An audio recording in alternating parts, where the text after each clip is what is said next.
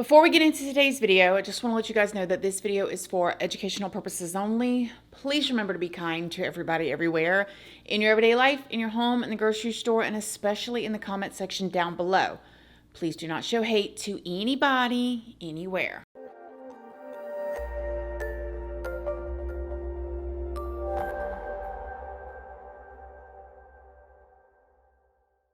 So good morning, good morning, good morning. How is everybody doing today? I hope you all are having an amazing day. I hope you all are having a wonderful week so far. It is Friday. We are getting geared up for the weekend. So in today's video, we are going to be talking about a highly requested situation. And I don't usually do videos on these topics because sometimes they can be highly politicized. But I do feel like there is a lot that we can learn from this situation. So we're going to talk about this one. Before we get into it though, I do want to let you guys know, if you don't already know, hi, my name is Christina. I do have a second channel, which is Casually Christina. We just do things way more casually over there. I also have a Patreon. My Patreon is for 18 and up. And over there we talk about more personal stuff. We go live over there. And there is a $2 tier for all the true crime stuff that cannot go onto YouTube due to their terms and policies. That goes over on my Patreon under the $2 tier. I also am on Facebook, Instagram, and Snapchat. And I'm also on Like to Know It. And Like to Know It is a platform where you can find links to a lot of the stuff that I use, love, and you guys ask about, like makeup items, clothing items, stuff, cookware, these earrings, this chair, face products, just about anything that you can think of that I use or that I like. I post those over on my Like to Know It so you can find them there. All of those platforms are linked down in the description box if you would like to come and check me out. Before we go any further, I did want to stop and thank today's sponsor, Factor. Factor takes the stress out of meal planning and sets you up for success. Skip the grocery stores, skip the prep work, skip the cooking fatigue, and instead you can get chef-crafted, dietitian-approved meals delivered right to your front door. With over 35 meals to choose from every single week, including options like keto, calorie smart, vegan, veggie, and so much more, you can skip the overpriced takeout trap. And Factor is cheaper and way more delicious. You can get chef-crafted, restaurant-quality meals delivered right to your door, and they're ready to heat and eat in just 2 minutes, which means more time for you and more time to soaking up this last bit of summer sun that we have. And for me personally, when I'm working or when I'm in a rush, Factor is right there to save the day, keeps me from just going in the cabinet and grabbing a bunch of chips. Factor offers meals that makes it easy for me to stick to my goals because I have a delicious and nutritious meal ready for me that I can just pop in the microwave. If you want to try Factor, all you got to do is go to factor75.com or just click the link down in the description box and use my code ChristinaRandall50 to get 50% off of your first Factor box and 20% off of your next month's orders. Yes, that's code ChristinaRandall50 at factor75.com to get 50% off of your first box plus 20% off of your next month's orders today.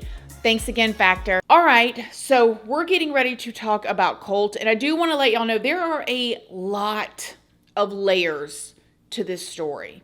This is not just a one road path, in my opinion. There are many layers. So let me tell you about Colt. So Colt Gray was born around the 2010 mark.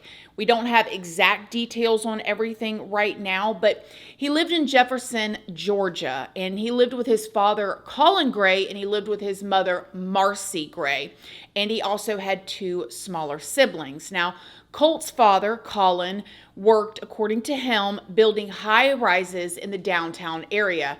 He said that he has family that is in law enforcement and that he was also the sole provider of the family. Now, according to him, one day while he was at work, he got a call from an officer saying that they needed to speak to him. So he's at work, working downtown, building these high rises. He gets a phone call. The officer's like, "Hey, are you Colin Gray?" He said, "Yes, sir." He says, "I need to speak with you." The officer tells him that they were actually at his home at that exact moment and that they were being evicted. Now, according to Colin, this took him by complete surprise. He's like, what do you mean we're being evicted? Like, he's down there working.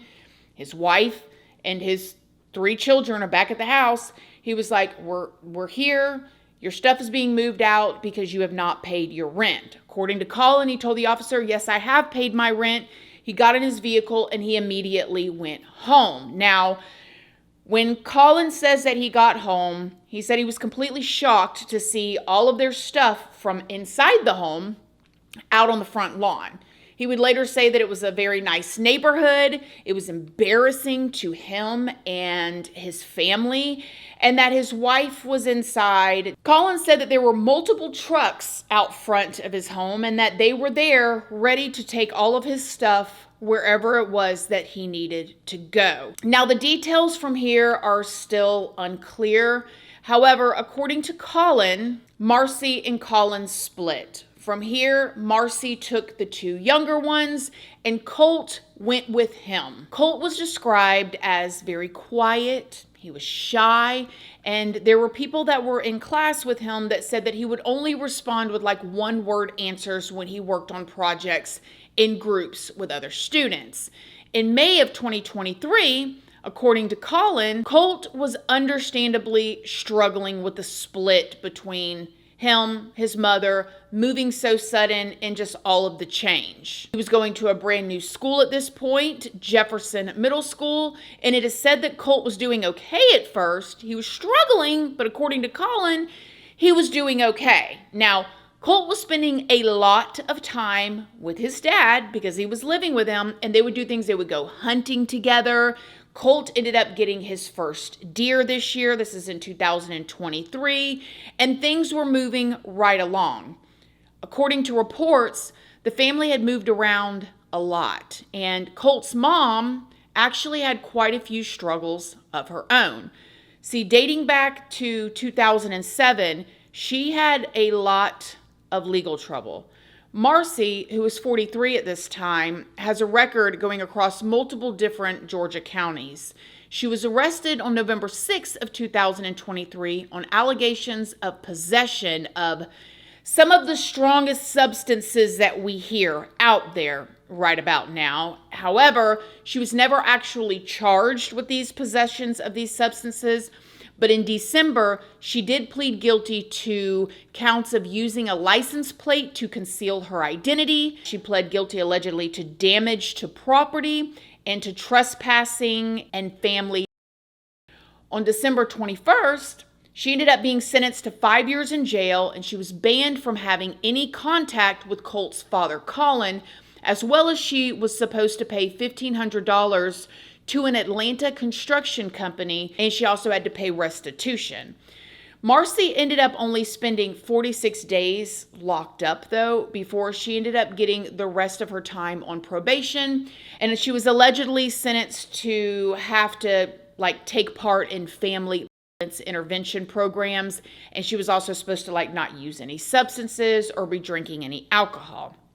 But then on April 12th, she was charged in connection with a November hog tying of a 73-year-old woman. And she was charged with theft, false imprisonment, criminal trespassing, and failure to appear when she allegedly threw the 73-year-old woman against a wall. And it was also said that she taped the elderly woman's hands and feet together to keep her from leaving, and broke a bathroom mirror in the woman's home as well. So just from this picture of what we know so far, you can see how Colt is in the middle of a lot of things that are going on. On May 21st of 2023, investigator Dan Miller and Deputy Justin Elliott visited Colt's new home on a tip from the FBI that somebody with his IP address had spoken on the messaging platform Discord about conducting a mass at a school the following day. Now, the profile name was in Russian, but the translation spelled out the name Lanza, like as in reference to Adam Lanza from the Sandy Hook Elementary travesty. When the police got to the house, they knocked on the door and Colin answered the door. Now, they initially spoke to Colin. Colin? I am. You want to step out where you can talk real quick? What's wrong? You got a son or something that uses, you know what Discord is? No. But then later they would speak to Colt. When they asked Colt about the stuff that was said on this Discord account, Colt denied it. He told the cops that he would never, ever do anything like that. Never, I just told him, I don't know what. Maybe they misheard somebody else. I would never say that on the threat. I'm just You never ever said. No, I swear. Do you use Discord? Discord? Yes, sir. I used to. I don't have it. When's the last time you used it? Like a few months ago. Really? Was it at Traditions or was it here? No, it was at Traditions because, and that Discord account that I had deleted it before because. Before you moved here? Yeah, because I think it got like, it had been password pulled or something. Like I had clicked on a link and somebody had. Have you heard anybody on Discord when you were using it say something like that? Remember? Like at that time? Yeah. I don't think so. I don't think I ever had anybody that. Never.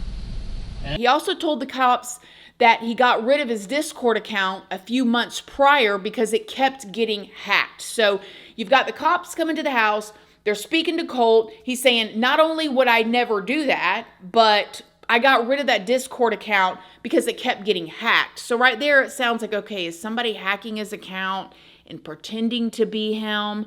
Nevertheless, the officers asked him if he had ever heard of anybody on the Discord saying anything like this. And Colt told him no. He never heard of anybody say anything like that. He didn't think he ever heard anybody talking like that. Now, as they continued to talk, Colt's father, Colin, told the officers that Colt had been having some issues at school and that he had been being bullied. Colt was in middle school at this time, and Colin said that he had been up to the middle school multiple times asking the people there like if they could just, put their arms around him and help him get through the 7th grade. So when he said that, it's like he was telling the officers that Colt was having a hard time in middle school. He's going up to the school multiple times saying, hey, please figure this out, whatever's going on with Colt. Can everybody just surround him, basically show him some love so he can get through the 7th grade. Now, the officers went on to ask Colin, Colt's father, if he had any weapons in the house, in which he replied yes. He ended up telling the officers that there was not anything loaded, but that the two of them, him and his son, they would go deer hunting together a lot, and that Colt had actually got his first deer this year. He told the officers that he was really trying to teach his son safety and that he was basically trying to get him interested in the outdoors and to get him away from video games. Colin then reached down to his phone and showed the officers a photo of Colt and told them that this photo was from him getting his first deer. Colt's father told the officers that it was the greatest day ever. He went on to tell them that Colt knew the seriousness of these types of rifles and what they can do, and that he knew how to use them and how not to use them. Colt's father also told the officers that at this point, he had been really having a hard time in school and that the kids were pinching him and touching him, and that words were one thing, but once they started touching him, they basically took it to another level. Colin also said that he had been trying to get Colt on this golf team, but that the other kids continued to pick on him and bully him and tell him that he looked like he was gay and that where they were accusing him of dating this other guy. And so because of this, Colt did not want to play golf. The officer then went on to tell Colin that he was going to ask him a weird question. This is where Officer Miller asked Colin if Colt knew any Russian. Colin said no, he doesn't know any Russian. Adam Lanza, the one from the Sandy Hook situation, used an AR-15 to take the lives of 20 little ones and 6 adults in 2012. Colin, Colt's father, said that he was going to talk to Colt some more. The officers ended up leaving and the case was closed for lack of evidence. Colt would go on to go into the 8th grade in the fall of that year, and in December of 2023 that year, Colt's father, Colin, would go on to purchase his son an AR as a Christmas gift. Now, at some point, it seems that Colin ended up getting custody of the other two siblings, and they were all living with their father here in this home at this time. Then, on September 4th of this year, 2024, one of Colt's neighbors said that morning they got up and they saw Colt getting on the bus with another student, and there was just something odd on that day. He had on jeans, a dark or black zip-up hoodie with the hood up, and a black backpack. I don't know. I just felt odd. At 8:15 that morning, the bell rang and first period began. Then later, around 9:45 in second period, a student said that she briefly saw Colt in algebra class where the two of them sat next to each other. But then she said that she saw Colt get up and leave the room. She just assumed that he was doing something to skip class because it wasn't exactly clear where he went. Right around this time, around the 9:45-ish time frame, is when Marcy, Colt's mother, got a text from Colt that said, "I'm sorry." This is when she made a frantic phone call to the school counselor. Now, the counselor allegedly told Marcy that she wanted to let her know that earlier that same morning, one of Colt's teachers sent an email to the counselor saying that Colt had been making references to school. The counselor said, "Well, I wanted to let you know that earlier this morning, one of Colt's teachers had sent me an email that said Colt had been making references to school."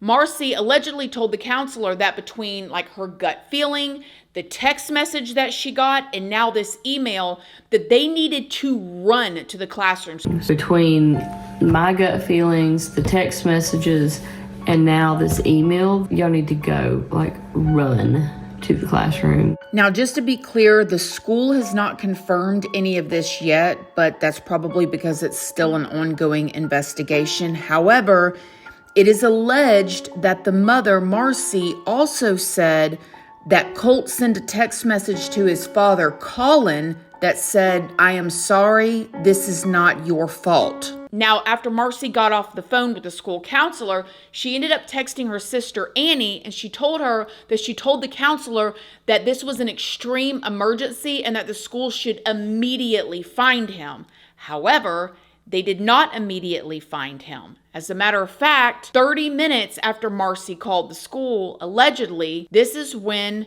Colt opened fire. Complete chaos rung out in the school, and it led to ending the lives of two 14-year-old students, Christian and Mason, as well as two teachers, 53-year-old math teacher Christina and 39-year-old assistant football coach Richard, who was also a math teacher. 39-year-old teacher Christina was actually celebrating her birthday that had just passed in August with her students. She brought in cake that day and pizza, and she was just celebrating with her students. 9 other people at the school were injured, and they were all rushed to the hospital, but they are expected to make a full recovery. Now, you can imagine the horror that rang out in school that day. When the sounds of the shots began to echo in the hallways, some of the students ran back to their classrooms. Teachers turned off their lights. Some students even took cover under their desks. And just a week before this incident, there was a new emergency system that was put into place. All of the wearers have to do is click the badge a certain number of times. It then indicates a certain level of emergency. It is said that when the math teacher, Richard, heard all this commotion going on outside of his classroom, he got up because the door was open. He got up and he went into the hallway to see what was going on. Unfortunately, when he did, this is when he met Colt in the hallway, and Colt shot him. Students said that they had to watch their teacher somewhat coming back into the classroom, holding himself where he was hurt, and he fell onto the floor. The students in the class said that they did what they could to try to pull him back into the classroom, and they used the shirts off of their own backs to try to stop the bleeding. Meanwhile, some of the other students closed the door to protect themselves, and they used chairs to try to block the door off. When school resource officers found Colt and they tracked him down and confronted him, he immediately surrendered and he was taken into custody. And allegedly, he told them right there, "I did it." I saw so many text messages going around on social media where students were texting their parents. I cannot imagine the fear. Some of these text messages where the students are telling their parents, like, "I love you if I don't see you again." And I cannot imagine the horror of everybody there not knowing what was going on. The very next day, Colin Gray, Colt's father, was arrested as well. Now, Colin, his father, is being charged with 2 counts of involuntary manslaughter, 2 counts of second-degree murder, and 8 counts of cruelty to children, while Colt is being charged with 4 counts of felony. And there's a lot of talk about this in so many ways. The first thing I want to say is the way that the school handled it, which I don't think anybody is ever really prepared to handle this situation. The way that the school seemed to handle it and the police department, it seems like they did a great job. And that system that they had in place where all of those teachers were hitting the panic button is just awesome that they even had that. Now, Colt nor his father asked for bail, and Colt's father, Colin, was seen rocking back and forth. And I have a lot of opinions about this. A lot of people online are pointing the finger at each other, okay? So Marcy, Colt's mother, parts of her family, including her father, are pointing the fingers at Colin, saying that he was verbally abusive and that he always degraded and emasculated Colt. Then there are people like the neighbors that used to live door to the Grays when they all lived together, when the mother still lived there, and said that the mother, Marcy, would be drunk, passed out in her car with the music blaring, and the neighbors had called CPS multiple times to check on the children, and that allegedly the mother would lock them outside. There's all these accusations of everybody pointing the finger at each other. Now, these are alleged Facebook posts from the aunt of Colt, which is actually Marcy's sister. And right here, she goes on to speak about what happened and how she's going to continue to support her nephew. And allegedly, she got a lot of backlash on this post, and the post was taken down. However, I want to bring your attention more to this post right here, or these comments or responses that she made speaking about her sister, Marcy, where she said, "Mama and Daddy bailed Marcy out of jail. She went to rehab for a month or 2. Her husband went and picked her up without my mom's permission. She went up there and stayed with him and their kids for a few weeks. Issues started to arise, and now she is back in Fitzgerald at my parents' house. She destroyed my personal belongings. She stole thousands of dollars worth of property from my parents, pawned all of it. My mother let me take the phone my sister was using when she tied my mom up and left her for dead." Remember what we were talking about earlier with the 73-year-old woman? Well, there are accusations that it was actually Marcy's mom that this happened to. I took pictures of her Google searches, her texts between people that she was working with, pictures of handwritten notes she was exchanging with her friends and their parents. She poured 2 gallons of white paint all over my childhood memories. And yes, I've got pictures of that too. And best of all, I took a video of the video she recorded burning all of my soccer jerseys in our fireplace. My sister was on meth and tied my mom to a chair and left her there for 24 hours. She waited until my dad left the house, set up the chair and tape. She threatened to end her husband, then herself. She then told my mom that she would specifically end the life of my oldest nephew just to get back at my mom. So as you guys can see, a lot of people are just pointing the finger at each other. And as I'm literally sitting here editing this video right now, I'm just thinking like, listen, a lot of people had rough childhoods, if you know what I mean. A lot of y'all watching this, I know I didn't have the best childhood, but a lot of us, most people, the vast majority of people would never in their minds fathom doing something like Colt is alleged to have done, right? A lot of us grew up with parents who were addicts. we were called names, we were emasculated or, made to feel less than. And we would never in a million years think to go and do something like this. So I do not think a rough childhood is a reason for what happened here. And there are just so many things in hindsight that people could have done differently. I think the very first thing that could have been done differently is the securing of the weapons, no matter if it was a gift or not. I do think that there is a sense of a responsibility to, and there's all different ways that you can do it if it's not buying a lockup safe. And listen, I know that there is this tone of we should not have to do that. And I want to talk to millennials and older. Okay, some of us that are a little bit in the older range and we think, oh, you shouldn't have to do that. But we're not living like 2024. This isn't 1980. There are so many other elements that are at play nowadays. And things that are constantly attacking and breaking down the mental health of our youth. Social media, phones, everything is screaming at them that they're not good enough.